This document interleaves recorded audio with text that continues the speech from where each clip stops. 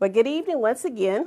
My name is Candy Zenon, author and life coach, and CEO founder of Changing Seasons Life Coaching, where I help single moms strengthen their faith, family, and finances through one-on-one coaching, mentorships, books, and live events. I wanted to come on here to talk about purpose. I am excited to talk about purpose because they said the two greatest days in a person's life, the day that they were born and the day that they find a purpose. So how great is it for you to live life on purpose? And some of us have not yet found our purpose. And I also want to speak to maybe the elders who maybe life has and life choices have taken you from a trajectory that you once desired. And maybe life doesn't look like what you thought it was going to look like at this age and stage. Hey, if you still living, you still got breath in your body, why not now? I have found a lot of maybe seasoned people, older people, that become jealous of the passions and the purposes of the younger people. But I only feel that maybe they're jealous of those persons maneuvering in the earth like they are, because maybe they feel that they negated their purpose, their original purpose. Go back to your first love. Go back to the place that you left behind. If you wanted to sing, sing. If you wanted to learn an instrument, learn an instrument. I just want to talk about you finding your purpose and what that looks like. It looks like you showing up fully and completely in the earth realm, in that thing that you do naturally.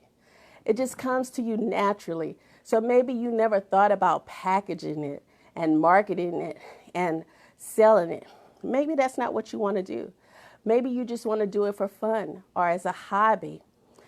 I say, once again, if you're not doing it, there's a reason why. That's a story that we wake up to that maybe tells us why we can't. Maybe it's from words spoken to us in our childhood. Maybe it was that teacher that when we were doing the thing said that you're not cut out for this. Maybe it was that first job that maybe we were doing the thing, but maybe they fired us from it. Maybe it was an application that was denied. Maybe you didn't make the cut. Maybe you went out for an actor's job or a chorus or a musical or a play or a film, and you were denied. They said no. But no don't mean stop and go do something else. No means next. Because if that desire was placed inside of you, there's a reason. And also, when God raises up a desire in you, he raises up a door opener. Wherever there's a David, there's a Jonathan. Somebody's coming to open a door. Maybe you call it a midwife. If you're pregnant with a destiny, God is sending you a midwife to help you push that baby out into the world. And hopefully, after we discuss this tonight, you'll revisit that desire. You'll revisit that purpose. You'll go back to that first love in your heart and push it out. Push it out so that the world could come and view your baby. First, in order to go back to the original design, we have to go to the designer, which is God. He's the creator of all things, heaven and earth and everything in between. And in Jeremiah 29:11, he said that I have a plan for you, not to harm you, but to give you a hope and a future. In Ezekiel, he talks about that plan is so precise that an angel could come and measure it with a rod. That's how precise it is. So number one, if you don't know your purpose, go to the purpose maker. Go to God and simply ask, what was I born to do? What is my purpose here on this earth? Who am I called to? Who am I called to? Where do I skill this? Where do I get my education from for this purpose that you have on my life? I remember just praying, just minding my own business, saying my nightly prayers, kneeled on the side of my bed, about to go to sleep. And I'm saying my prayers, minding my business. And God said, you're going back to school. I said, in Jesus' name I pray, amen. I cut the prayer off. Why? Because I didn't want to go to school. At this point, I had been out of school for 22 years. Nobody's talking about school. I didn't have no debt at the time, except for my house. I didn't have no debt. I wasn't trying to go to school. I didn't want no student loans. Why, God? Why me? I said to God, if I go back to school, it can't just be for me to look for a job. It has to be an entrepreneur endeavor. So once again, weeks, months, I don't know the time frame, it inspired within me, minding my own business, cleaning my closet, and God let me know about independent case management. So I was able to put human services together with entrepreneurship and created thus what you call changing seasons life coaching, finding your purpose. So what is the storyline that has stopped you thus far? What it may sound like, I can't do that because I'm too fat, I'm too old, I'm too broke, I'm too young, I don't have enough time, I don't have enough money, I don't have enough support. You fear what people would say about you. You fear how you will look doing it. You fear how you will sound. I remember I didn't want to talk in front of people because I hated the sound of my voice. I don't know if I still have a squeaky voice. I don't know. It doesn't matter. It's all a story. It's all a lie. You hear me?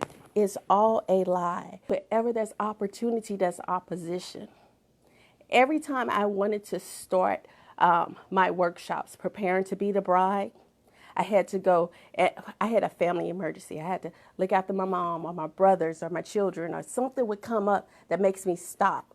And I said, oh, this have to be perfect before I could go here. I have to fix this before I go and fulfill my purpose. I have to do this.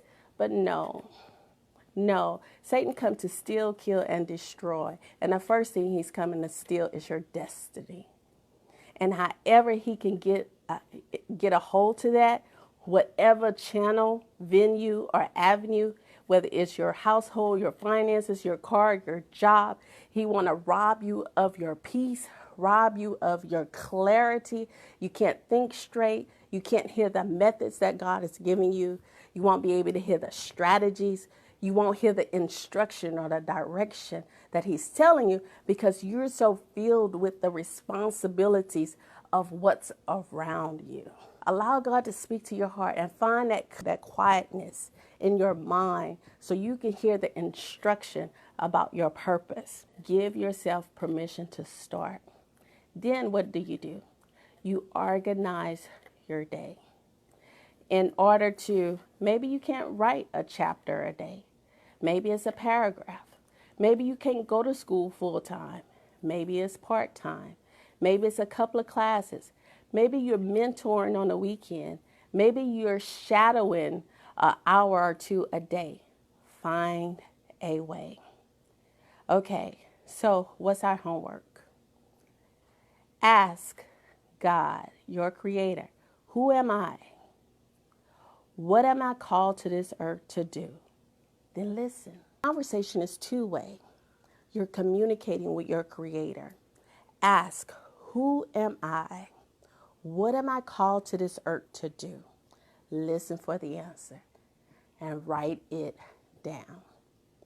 Like Habakkuk 3 say, write the vision, make it plain, that all that read it, and they may run with it, and you're the first runner out the gate.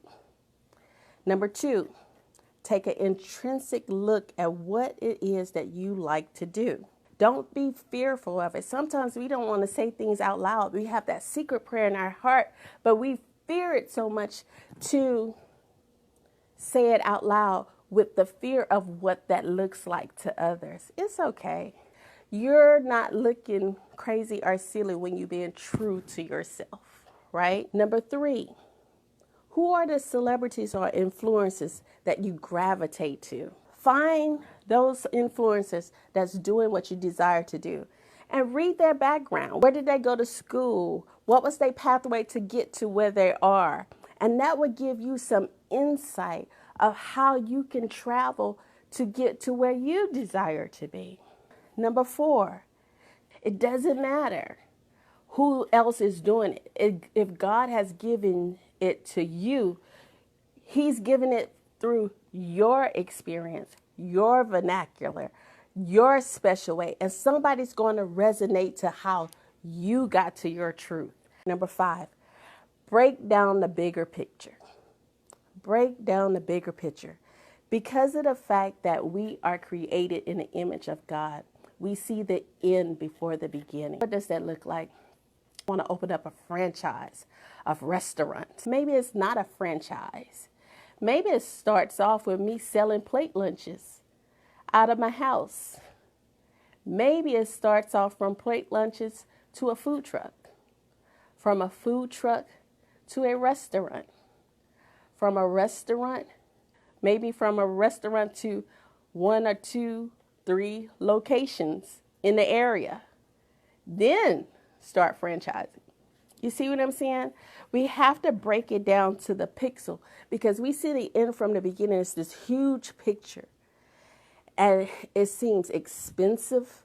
It seems overwhelming. It seems unreachable. But we want to come down to that one little pixel. The one little pixel where it all started before it became this big, beautiful masterpiece. Right? So that was number 5. I employ you to get with someone that can speak life to your dream. I don't care if it's your bestie. I don't care if it's your mate, your spouse, your parent. But you need somebody who go believe in you before you believe in you. If you can't drum up the belief like, I can do this, I can do this. There's somebody who motivates you and makes you smile and make you believe in yourself. And then you join in and you start believing in yourself. Talk to them daily. Talk to them daily. Then hire yourself a coach. A coach can give you new ideas, accountability, mentoring, encouragement, motivation, and a plan. To just give yourself permission to start. Say it out loud. I don't care if you go to your mirror and just say it out loud to yourself. Why? Because your destiny believes in your voice. Give yourself permission to start. Know your assignment. Thrive in your lane. And live on purpose. So once again, my name is Candy Zenon. Hopefully, I'm helping you love through it, learn from it, live after. Thank you all for joining me, fam. Have a good evening.